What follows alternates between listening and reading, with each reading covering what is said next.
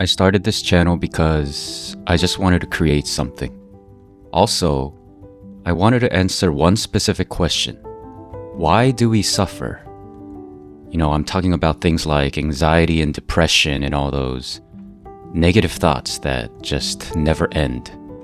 Now, everything I share on this channel is a framework I've put together. I'm not saying it's the absolute fact, but this is what helped me to finally make sense of everything. So maybe it can help you. Take what resonates and above all, trust in your own experience.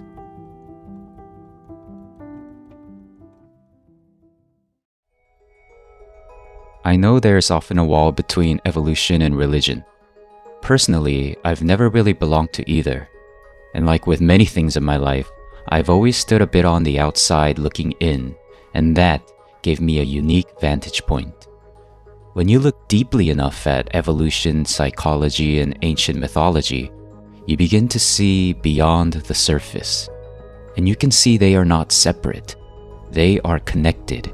And if you can see the connection, you can start to understand the glitch that we all carry. And it all started with fire. I was actually thinking about this while sitting in front of a campfire. Now, we don't really rely on fire like we used to. We have electricity now. But as I dug more into it, I realized that we have been with fire for a very, very long time. And to understand why we suffer, the anxiety, chronic depression, anger, we have to look at the natural world because animals, they don't deal with this like we do. So we can ask ourselves what makes us different from them. And it comes down to one thing: our discovery and our ability to maintain fire. This was literally the moment we stepped out of the food chain. It changed us. In South Africa, deep inside the Wonderwork cave, archaeologists found something that changed history. They found the remnants of a hearth. They found layers of microscopic ash and burnt bone dating back approximately 1 million years. 1 million years. That's way before the pyramids, before language, before culture. We have been sitting around a fire. And that million-year bond changed our biology and our reality in two massive ways. Before fire, we were just like any other animal. We spent 6 to 8 hours a day just chewing tough, raw food and just surviving. That was our whole existence. Fire changed all that. Cooking food acts almost like pre-digestion, meaning fire pretty much did all the chewing for us. And our entire facial structure changed. We were able to eat more energy in a fraction of the time. And as a result, we didn't need a giant digestive system anymore. So our bodies made a trade, our guts shrank, and that massive surge of saved energy went straight to the top, the neocortex. This was the first change. But the second change was psychological. Before fire, you were 100% merged with the environment. If it was cold, you shivered. If you saw a predator, you ran. If it was dark, we couldn't do anything but sleep.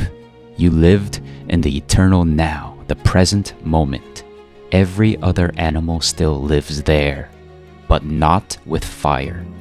Fire created a barrier from the present moment. When we lit that flame, we created a circle of light. Inside that circle, it was safe. Predators stayed back in the darkness. So for the first time in history, a living thing could sit in the dark and not be afraid. The now was safe. And because we were safe, we did something no creature had ever done before. We started thinking. We left the now and we entered time. We could travel to tomorrow, the future, through our imagination. We could travel to yesterday, the past, through our memories. We built a time machine in our minds and it changed everything. Because we could visit the future, we could plan for it. We could see that winter was coming and prepare. We could imagine a tool we need and then actually build it with our own hands. We created agriculture, we built pyramids, we wrote music, we went to space. Everything that makes us human, our art, our cities, our gazing at the stars exists because we learned how to leave the present moment. But there was a price. We gained the ability to time travel in our minds, but we lost the ability to simply be in the present. We built a circle of fire. We are in the middle and the world exists outside of it. And in that center, the human mind and all its worry was born. The human brain is a very complex and integrated network. But for the sake of this framework, I'm going to simplify it into a map you can actually use. Think of your brain like an ancient house with 3 different additions built over millions of years. At the very core, we have the oldest part of our brain, the brainstem. Let's call this the reptile. This system hasn't changed in hundreds of millions of years. It is hardwired directly to the machinery of your body. It holds the keys to your physical state. It controls your heart rate, breathing, temperature, even your digestion. The reptile doesn't reason, it doesn't think, it reacts. With fight, flight, or freeze. Fight, the urge to overpower the threat. Flight, the urge to run away and escape. Freeze, the urge to shut down, go numb, or play dead. These are the 3 survival responses that are hardwired into your brainstem, the ancient commands of the reptile. The reptilian brain is the seed of control, our need to survive by controlling our environment. And wrapped around that core, we have the limbic system. Let's call this the dog. This is the mammalian brain, the emotional and relational scanner. This layer evolved when we started nursing our young. For the first time in history, survival wasn't just about me, it was about us, and we became creatures of attachment. But attachment comes with a new risk, separation. To a young mammal, separation is a threat, so this limbic system, or the dog, is constantly scanning the room, reading micro-expressions and tones of voice, tracking one specific thing: safety in relationships. It scans for rejection, potential abandonment. It asks, is this person safe? Because for a young mammal, separation means death. If a baby is left alone, it dies. And here, in the limbic system, survival became social. This is where the 4th survival response emerged, the fawn. If you can't fight whatever is overpowering you, and you can't flee the tribe, you fawn, meaning you become whatever the tribe needs you to be just to stay safe. That is fawning. So, to summarize, the limbic system is the seed of belonging. It is where our need to be loved, accepted, and protected by the tribe was born. And finally, we reach the newest addition, the house on top of the mountain, the neocortex. This is the masterpiece that was forged in fire. While the reptile looks at the ground for danger and the dog looks at the pack for safety, the neocortex looks at the stars. It gave us the power of time travel. It allows us to depart from the now and live in the future. We can visit a moment that hasn't happened yet. We can see the whole building before even the first brick is laid. And once we saw the future, we started asking what our place in it would be. We started asking the questions no other animal has ever asked. Who am I? Do I matter? What will be my legacy? The neocortex is the seed of identity, our need to have purpose, to matter. Now, separately, these systems are brilliant, but together, they clash. And it's because these 3 parts live in different timelines. The reptile, the brainstem, call it, lives in the present moment. It only knows now. The dog The limbic system, it lives for connection. It only knows us. And the human, the neocortex, it lives in time and imagination. And that is the problem. When you think about a past heartbreak, the neocortex reconstructs the experience and it sends the signal down. The limbic system detects abandonment. To it, this is not the past, it is happening now. It screams and the nervous system activates and the body responds and your heart breaks again. When you worry about a future attack, the neocortex runs a simulation of war. It causes the reptile to react as if the predator is already here in the room with you. Your veins flood with adrenaline and your body gets ready for battle, a battle that exists only in your mind. Let's look at how the brainstem, aka the reptile, and the limbic system, aka the dog, play out in the natural world. Think of a wolf out in the wild. Now, if a wolf is separated and doesn't have a pack, it becomes highly sensitive. Without the safety of numbers, it has to interpret almost every subtle shift in the environment as a threat, just to stay alive. But let's look at a wolf when it's with its pack.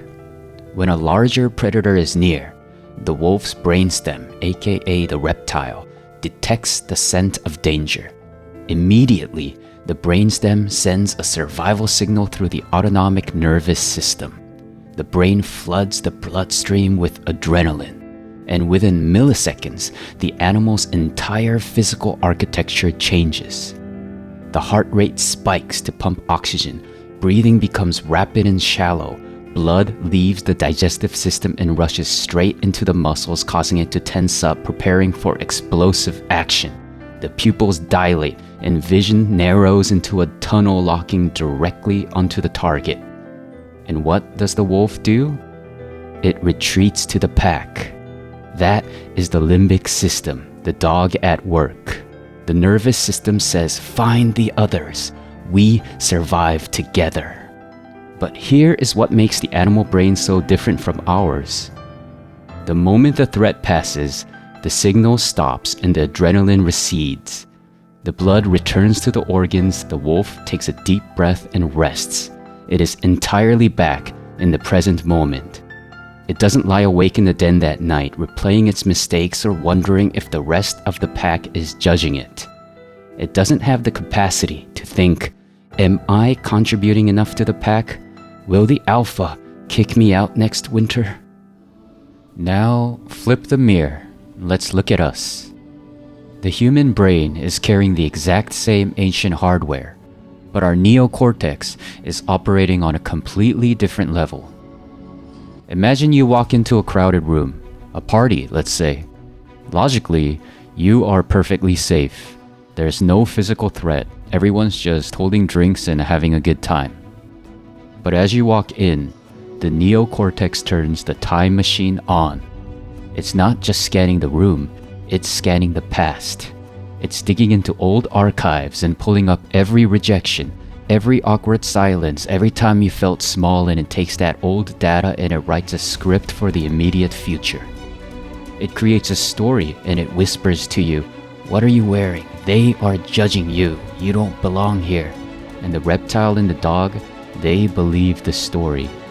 And immediately, that exact same survival signal we saw in the wild comes surging down your nervous system. The heart rate spikes, your breathing gets shallow, and adrenaline floods your blood. And in that state of invisible panic, you look for the pack. You look for something to lean on. Maybe you stay glued to the one person you came with, or maybe you pull out your phone and you stare at the screen. The phone is the modern safe base. It's our artificial lifeline to connection. It is your limbic system screaming for safety so you don't feel the threat of separation. And so the loop locks in. The neocortex keeps feeding the story. The limbic system keeps flooding you with the fear of rejection. And the brainstem keeps screaming that you are in immediate danger. And unlike the wolf in the wild, you can't just shake it off. Because the threat isn't in the room, it's in your mind. So, what did I want to say with this whole video? We sometimes lie awake at night. We wake up in tears, sad and overwhelmed, thinking about the what ifs and the could have beens. And we ask ourselves, is this what life is? Suffering? Am I broken? You are not broken. Your body is doing exactly what it was designed to do. Your body is trying to save you. It just never learned the difference between a movie in your mind and a tiger in the room. This is the Prometheus Glitch, mistaking imagination for reality. But it's not the end, because once you can see the glitch, something changes. Because now you can begin to see what's real and what your mind learned to fear. And that means there's a way forward. So the next question is, why do you see the world the way you do? Is the world a place full of wonder and possibilities? Or is it a dangerous, unforgiving place that only those who are strong can survive? Well, that story began in the very first moments of your life, and that is where we go next. I'm John. Thanks for listening, and see you next time.